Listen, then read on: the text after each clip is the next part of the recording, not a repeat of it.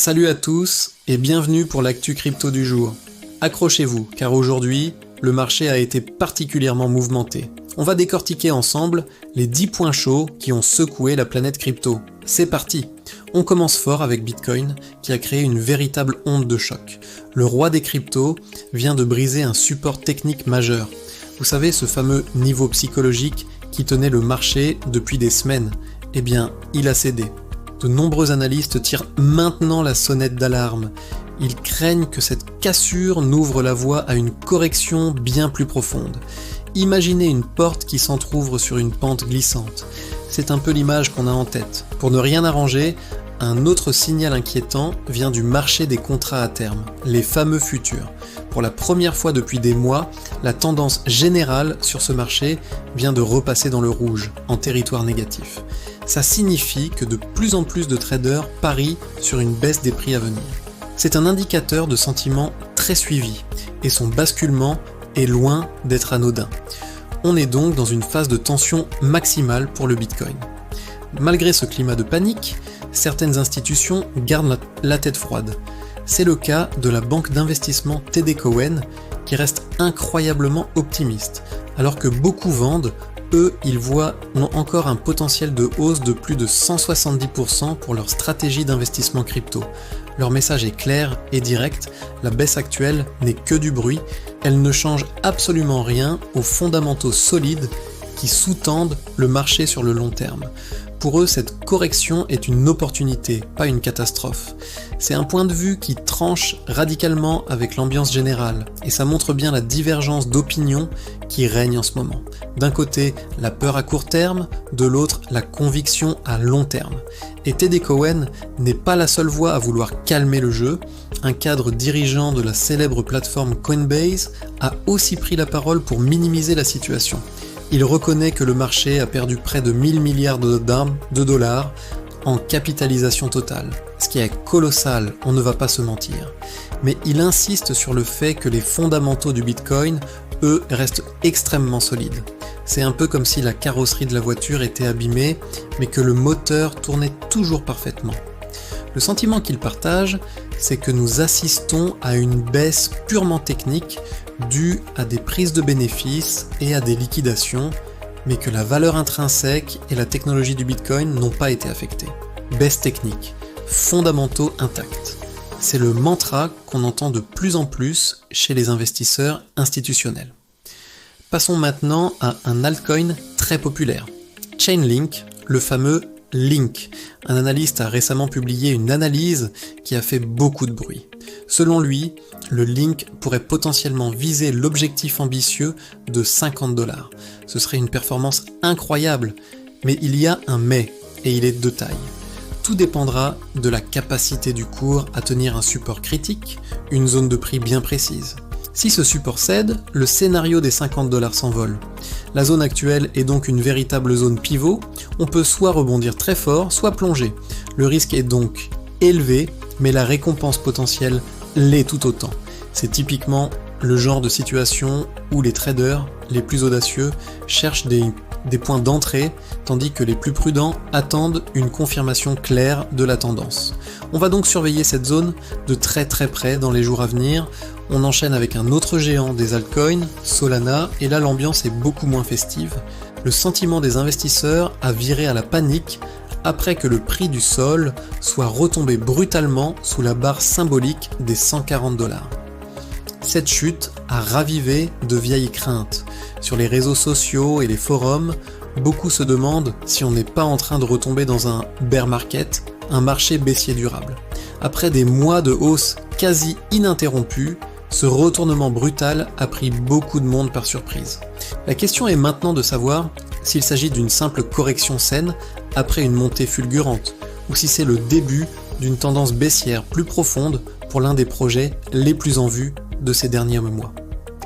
Mais pendant que Solana vacille, de nouveaux prétendants émergent. Une étude fascinante vient de mettre en lumière 4 autres projets d'altcoin qui pourraient, selon ses auteurs, non seulement rivaliser avec Solana, mais carrément le dominer d'ici 2026. Cette analyse se projette sur le long terme et identifie des projets qui construisent des technologies ou des écosystèmes capables de devenir les futurs géants de la blockchain. On assiste peut-être à la naissance d'un nouveau narratif, celui des Solana Killers de demain. C'est un rappel que dans le monde de la crypto, rien n'est jamais acquis et que l'innovation est constante. Les leaders d'aujourd'hui ne sont pas forcément ceux de demain et ces 4 projets sont à surveiller de près pour les années à venir. Parlons maintenant d'Ethereum, le numéro 2 du marché. L'ETH se trouve actuellement dans une position très inconfortable, que les analystes qualifient de No Man's Land. C'est une zone de prix où il n'y a pas de tendance claire, on n'est ni vraiment dans une dynamique haussière, ni clairement dans une dynamique baissière. Le cours évolue dans une sorte de brouillard, une zone d'incertitude totale.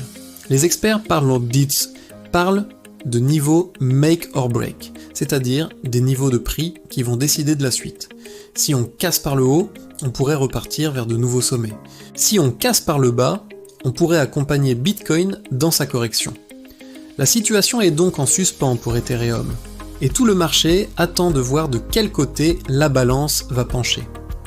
On continue avec le XRP, qui a connu une journée particulièrement difficile. Le jeton a subi une chute violente de 15%, l'une des pires performances du top 100. Ça fait mal. Mais, et c'est là que ça devient intéressant, au milieu de ce bain de sang, une rumeur persistante refait surface. Plusieurs sources, plus ou moins fiables, affirment que l'arrivée d'un ETF XRP au comptant aux États-Unis pourrait être beaucoup plus proche qu'on ne le pense. Si cette nouvelle se confirmait, ce serait un catalyseur haussier monumental pour le XRP, potentiellement capable d'inverser complètement la tendance baissière actuelle. C'est le paradoxe du marché crypto. Une nouvelle peut tout changer en un instant, et ce n'est pas tout pour les signaux contradictoires. Alors que Bitcoin affiche un signal technique très redouté, le Death Cross, ou croisement de la mort, qui apparaît lorsque la moyenne mobile à 50 jours passe sous la moyenne mobile à 200 jours, un autre phénomène se produit sur XRP. Ce signal du Death Cross crée beaucoup d'incertitudes à court terme pour Bitcoin. Mais pendant ce temps, l'activité de trading au comptant sur le XRP a littéralement explosé avec une augmentation de plus de 400 points. C'est une hausse absolument phénoménale du volume. Est-ce que ce sont des investisseurs qui profitent de la baisse pour acheter ou des traders qui spéculent sur la nouvelle de l'ETF ? Difficile à dire, mais ce pic d'activité est un signe que quelque chose d'important se prépare autour du XRP. On termine avec le Shiba Inu, le célèbre meme coin. Une transaction massive a été détectée. 207 milliards de jetons SHIB ont quitté les plateformes d'échange centralisées en une seule fois. C'est énorme. En général, quand une telle quantité de jetons quitte les exchanges, c'est considéré comme un signal haussier. Ça signifie que ces jetons sont transférés vers des portefeuilles privés pour être conservés sur le long terme, ce qui réduit l'offre disponible à la vente. Est-ce un signal d'accumulation de la part d'une baleine, un gros investisseur, ou est-ce simplement un mouvement spéculatif plus complexe ? L'interprétation reste ouverte, mais c'est un mouvement de fond à ne pas ignorer pour les détenteurs de SHIB. Enfin, une nouvelle réglementaire importante nous vient des États-Unis. La Maison-Blanche serait sur le point de conclure un accord qui donnerait à l'IRS, le fisc américain, le pouvoir de surveiller les transactions crypto internationales. C'est une étape de plus vers une réglementation plus stricte du secteur. L'objectif est de lutter contre l'évasion fiscale et les activités illicites. C'est une nouvelle qui a des implications profondes pour la confidentialité et l'avenir de l'écosystème, et qui montre que les gouvernements sont de plus en plus attentifs à ce qui se passe dans le monde des cryptos. Voilà pour le récap complet de cette journée riche en émotions. C'était l'actu crypto du 17 novembre. On a un marché sous tension, des signaux très mixtes, mais comme toujours, des opportunités qui se forment dans le chaos. Dites-moi dans les commentaires ce que vous en pensez. Vous êtes plutôt bullish, et vous voyez ça comme une opportunité d'achat, ou plutôt bearish, et vous vous préparez à une baisse plus longue. J'ai hâte de lire vos avis. Merci de m'avoir suivi. N'oubliez pas de liker et de vous abonner, et on se retrouve demain pour un nouveau récap. Ciao!